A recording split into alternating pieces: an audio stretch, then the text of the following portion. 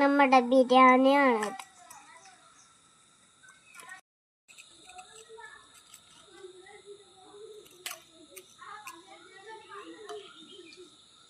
ഉണ്ടാക്കാൻ പോകും. അതിന് വേണ്ടി നമ്മൾ കുറച്ച് സ്പൂണായിട്ട് ഇളക്കിയിട്ട് നമ്മൾ ഭക്ഷണം നമുക്ക് പാത്രത്തിലേക്ക് ഇളക്കി എന്നിട്ട് നമ്മൾ ഇളക്കി നമ്മുടെ പരിപാടി കഴിഞ്ഞിട്ടുണ്ട്. എന്നിട്ട് നമ്മൾ ഇതങ്ങോട്ട് മാറ്റി കൊടുക്കും. ഇന്നലെ ഫുഡ് റെഡിയായി. നമ്മൾ ഇളക്കിയിട്ട് ബിരിയാണി പോലെ ആക്കണം.